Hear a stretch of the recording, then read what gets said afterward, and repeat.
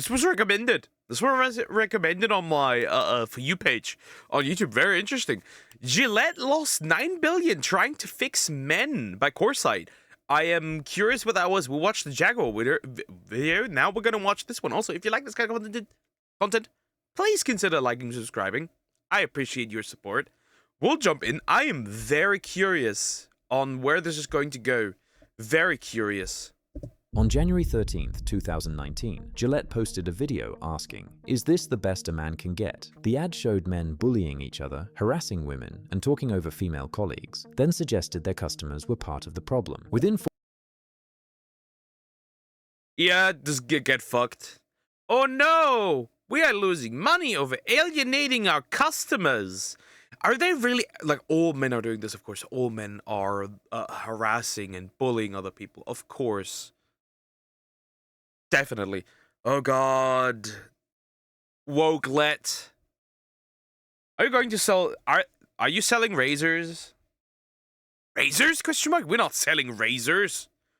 We're selling woke ideology. 48 hours, the ad had racked up 400,000 dislikes. Yeah, get fucked. Making it one of the most disliked advertisements in YouTube history. Customers started posting videos of themselves throwing Gillette razors in the trash. The hashtag boycott Gillette trended worldwide. 6 months later, Procter & Gamble announced an $8 billion write-down on the Gillette brand. The division CEO's response when asked about the backlash? A price worth paying. This is the A price worth paying, yeah. I don't know if 9 billion was a what price worth paying, buddy. How about you pay for a more hair? How about that? That would be a price worth paying. story of how Gillette, a company that had dominated men's grooming for 118 years, decided to challenge its own customers on masculinity itself, and how that decision became one of the most expensive marketing lessons in modern business history. Oddly enough, this isn't surprising. There's a lot of ads who demean and make fun of men.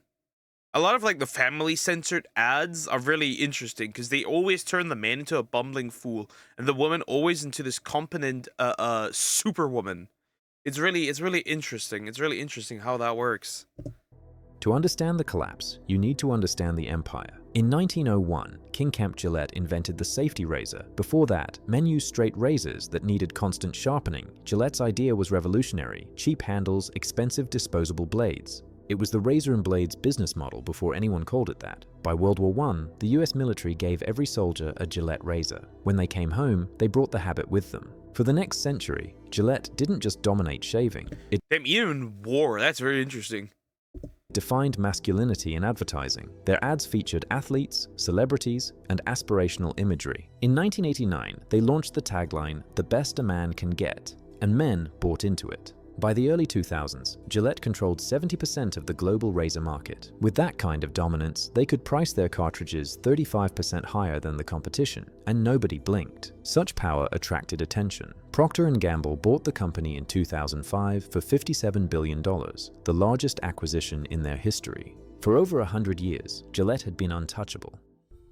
By 2018, Gillette faced a problem advertising couldn't solve. Market share had dropped from 70% to 54%. Revenue in the grooming division had fallen 26% over 3 years. The brand that had dominated for over a century was hemorrhaging customers. Part of this was cultural. Beards became fashionable. Men's average shaving frequency dropped from 3.7 to 3.2 times per week over the decade. Younger men grew facial hair, watched YouTube tutorials on beard grooming, bought oils and balms instead of razors. The US shave. Yeah, beards have become more fashionable. I mean, I am constantly having a beard. I rarely shave. Like, I like it to have it grow a little. I rarely shave it fully off. So yeah. Market itself experienced contraction during this period. Manual razor sales fell 5.1% year over year from 2017 to 2018. But the bigger threat came from a different direction entirely. In 2011, two guys launched Dollar Shave Club. The following year, they made a YouTube video where the founder said directly to camera, "Our blades are f***ing great." It went viral. Within 48 hours, they had 12,000 orders that crashed their website. The pit. Bro, that's crazy. That's That's crazy. What an interesting way to market this. Interesting. Yeah, well, if it works, I guess. It's also, yeah, of course, non-manual like razors obviously add to this decline. Which was simple. Why pay $25 for cartridges when $3 blades work fine? Subscribe and they'll ship them to your door. No drugstore trips, no unlocking them from behind plastic cases. In 2013, another startup called Harry's launched with the same approach. Lower prices, better design, direct to consumer. Gillette tried fighting back with discounts. Blade prices dropped 12% in 2017. It didn't matter, sales kept falling. All they accomplished was making less money on products fewer people wanted. The subscription companies had something Gillette didn't. They felt like brands built for a new generation, not their fathers. Gillette's leadership understood the problem. Gary Coombe, who ran P&G's grooming division, acknowledged the challenge. The company was losing share, awareness. You understood the problem? Blaming your customers? Wow, I understood the problem. I know what we need to do. Blame our customers. That's gonna get them back to us, of course. And penetration with younger consumers. The solution they chose would test whether a 118-year-old razor company could rebuild relevance by challenging masculinity itself.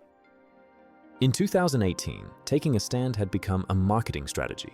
The examples were everywhere. Nike made Colin Kaepernick, who knelt during the national anthem, the face of their Dream Crazy campaign. After the Parkland shooting, Dick's Sporting Goods dropped assault rifles entirely. Patagonia went even further, suing the Trump administration over public lands. These weren't fringe campaigns. They were coming from global brands with billions in revenue. Nielsen research showed 66% of consumers would pay more for products from socially responsible companies. Marketing agencies were delivering the same message to their clients. Brands needed to stand for something beyond products. The timing seemed perfect for Gillette to do exactly that. The Me Too movement had sparked global conversations about male behavior and masculinity. As a men's brand that had spent decades defining what masculinity looked like in advertising, Gillette was uniquely positioned to weigh in. Leadership saw an opportunity to connect. So instead of pushing a positive role model, the approach failed though, because instead of pushing a positive vision of masculinity, like showing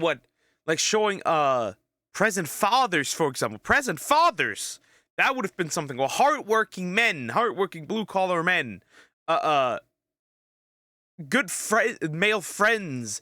You were going, y'all bully, like y'all harass women, be better. Yeah, congratulations. Mission failed successfully and deservedly so. With younger consumers who cared about these issues. So they decided to address toxic masculinity. Grey New York, Gillette's agency, developed a campaign that would flip the brand's 30-year tagline. Instead of the What are the chances that women made this ad? best a man can get, the message became the best men can be. To direct it, they hired Kim Gehrig, the Australian filmmaker. Of course. See, I'm really good at this. Every time when something like this happens, a woman made it. Because women do not understand men. I'm gonna say this. Most women do not get it. Most women don't. I'm sorry. I know I have a pretty strong female viewer base. Most of y'all do not get it. I'm sorry. It is what it is. Just like I, as a man, don't get it. For women, it's just like you could have pushed a positive message. Instead, you said, actually, stop being shit. That's not how this works. Behind Sport England's This Girl Can, a campaign aimed at empowering women. Gillette was now asking a director known for speaking to women to deliver a message about masculinity to men. This wasn't just going to be an advertisement, it was a complete repositioning of what the brand represented. Gillette committed $3 million to non-profits focused on supporting boys and men, partnering with organizations like the Boys and Girls Clubs of America. The logic seemed sound: align with progressive values, attract younger and more diverse customers who weren't buying razors like their fathers did, and build loyalty that went beyond price points and features. The plan was set. In January 2019, they were ready to make history. They just didn't expect it to be this kind of history. Listen. Yeah, but that's not surprising. That's not surprising at all how this turned out. I mean, you gotta realize, right? You gotta realize, okay?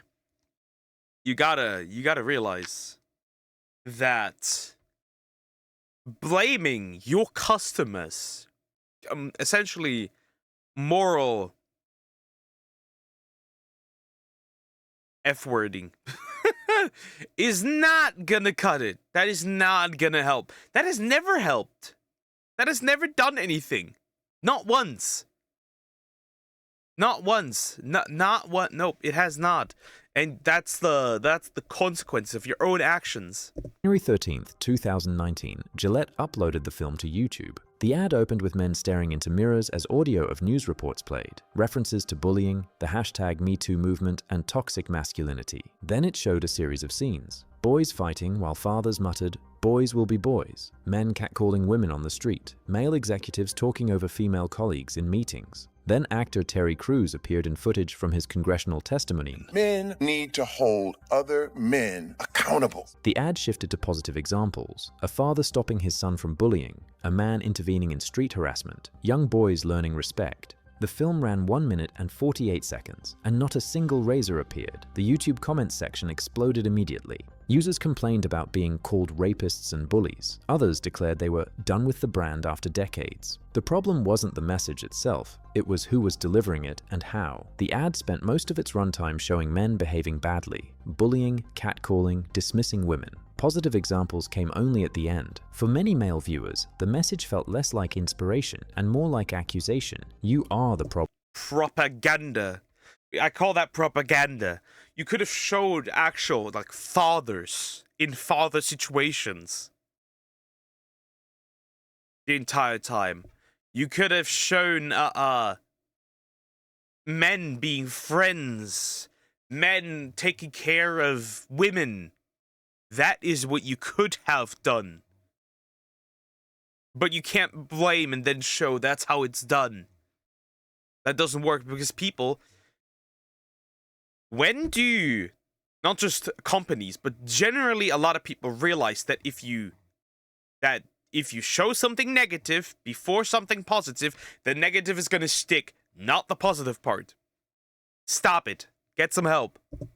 And it was coming from a razor company, a brand that had spent decades profiting from aggressive masculine imagery, sponsoring boxing, football, celebrating competition. Now that same brand wanted to lecture its customers about toxic masculinity. To critics, it wasn't social responsibility, it was hypocrisy. British journalist Piers Morgan, who had over 6 million Twitter followers at the time, posted, "I've used Gillette razors my entire adult life, but this absurd virtue signaling may drive me away to a company less..." And that's also virtue signaling. Has this company ever donated throughout its majority of history to, like, causes against quote-unquote toxic masculinity?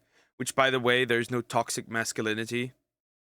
I would rather say that the absence of actual masculinity is incredibly toxic, because we can see that men who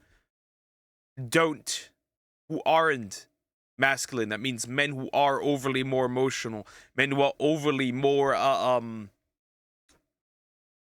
feminine, tend to also be usually more emotionally unstable, more aggressive. It doesn't work that way. It doesn't work that way. Eager to fuel the current pathetic global assault on masculinity. His response became a rallying cry. Conservative commentators amplified it, and YouTube channels made response videos that garnered millions of views. Hashtag boycott Gillette trended globally. Customers filmed themselves throwing razors in the trash, some videos receiving hundreds of thousands of views. The ad accumulated 400,000 dislikes against 200,000 likes. It became one of the most disliked ads in YouTube history. Not everyone reacted negatively. Bernice King, Martin Luther King Jr.'s daughter, called it pro-humanity. Marketing experts praised Gillette for taking a stand. But the loudest voices, the ones driving the conversation, were angry, and those voices belonged to people who'd been buying Gillette products for... It doesn't matter what the experts say. It doesn't matter what a woman who does not buy razors, by the way. Why are we listening to people that are not the target audience? This is like, listen to somebody who does Marvel comics about manga. What are we doing? The simple truth is, they alienated the customer base. They did not reinforce positive aspects about masculinity. Instead, they pushed a virtue signaling type of ideology, while by the way being absolute hypocrites, and now they are paying the price, $9 billion. Decades. The backlash was so severe that Gillette eventually disabled YouTube comments entirely and later quietly removed the video from their channel. The question everyone was asking, would the outrage actually hurt sales, or was this just internet noise? Over the next 6 months, the answer became clear. P&G's earnings reports revealed the damage. Grooming segment net sales fell from $6.5 billion in fiscal 2018 to $6.2 billion in fiscal 2019, a decline of $352 million in a single year. And the market share numbers backed it up. According to P&G's own annual reports, Gillette's global blades and razors share dropped from nearly 65% to just over 60%, continuing a troubling pattern of decline. Where did those customers go? The competitors who'd been chipping away at Gillette's dominance suddenly found themselves with an influx of new customers. Dollar Shave Club and Harry's gained market share. Even Schick, a traditional rival that had struggled for years, saw customers switching. 6 months after the ad launched, P&G held its quarterly earnings call. CFO John Moeller announced an $8 billion write-down on the Gillette brand. The charge created a net loss of over $5 billion for the quarter. Mueller attributed the write-down to currency fluctuations and structural changes. Fewer men shaving, increased competition, changing consumer habits. The ad wasn't mentioned in the official statement, but the timing was impossible to ignore. 6 months after the most controversial campaign in company history, Gillette had just lost $8 billion in brand value. Everyone wanted to know the same thing. Would leadership admit the campaign was a mistake, or would they defend it? August 2019, Marketing Week published an interview with Gary Coombe. Obviously going to defend it. Obviously. It's progressive. It's important. The men are the problem. The interviewer asked directly about the backlash and the $8 billion write-down. Coombe didn't retreat. He called the losses a price worth paying. His reasoning: for the majority of people to fall more deeply in love with today's brands, you have to risk upsetting a small minority, and that's what we've done. The strategy was deliberate. Gillette was willing to alienate older customers who were leaving anyway. The goal was winning younger, more progressive consumers who represent. And you didn't. But you didn't do that because that audience does not exist. Gen Z is more conservative than previous generations to a degree. What are you talking about? Presented future growth, trading short-term losses for long-term brand positioning. And there was evidence the strategy generated significant engagement. Website traffic spiked to the highest levels in 5 years. The brand garnered over 1.5 million mentions across digital platforms within 24 hours. On paper, it looked like a win, but the research missed something critical. Awareness didn't convert to purchases. A Toluna survey revealed the gap. 77% of viewers felt hopeful after watching the ad, but only 34% said it made them want to purchase Gillette products. The campaign had also targeted audiences that were 51% female, people who might applaud the message but weren't in the market for men's razors.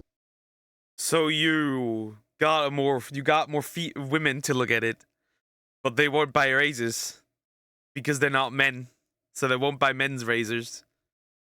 A Glocalities study of over 4,500 male Gillette consumers revealed another problem. Most Gillette buyers were traditional men who valued family and national pride. Gender equality wasn't their priority. With its campaign, Gillette had taken a progressive stance, but positioned itself on the opposite side of its own customers. Susan Cantor, CEO of a branding consultancy, told NPR that the ad's positive message got lost in the negativity, leaving some men feeling lectured rather than inspired. The message from the market was clear. By August 2019, Gillette quietly shifted direction. The company announced it was shifting the spotlight from social issues to local heroes, like firefighters and personal trainers. The experiment was over. So that is the story of Gillette, a company that spent 118 years telling men they deserved the best a man can get, then spent 2 minutes telling them they needed to be better men. The backlash cost them $8 billion in 2019. 4 years later, in December 2023, P&G announced another $1.3 billion write-down. The damage didn't end, it compounded. What exactly went wrong? It came down to 3 mistakes. First, Gillette targeted the wrong audience. The campaign reached people who would praise it, not people who would purchase. Second, they confused product relevance with cultural relevance. Nike succeeded with Kaepernick because sneakers are public, visible, worn as statements. Razors are private, utilitarian, used in bathrooms where no one's watching. Some products carry cultural meaning, others just solve problems. Third, they told existing customers they were the problem. The ad spent most of its runtime showing men behaving badly, then asked those same men to buy razors. Gary Coombe called the backlash a price worth paying. 6 years and $9.3 billion later, Gillette is still paying it. Maybe that's the real lesson. You can lecture your customers, you can take a stand, you can generate millions of views and worldwide conversation, but at the end of the day, someone still has to buy the razor. Nope. I actually think that lecturing your customers is the opposite of what it's going to do the opposite of what it's supposed to do. You don't lecture them, you show how it's done through positive reinforcement. If I tell somebody that they're shit at math and then show them how it's done, they're not gonna get better. You gotta praise them for the progress that they have made. Positive reinforcement, no matter how minuscule it is, and show them how it's further done. Otherwise, you get exactly this.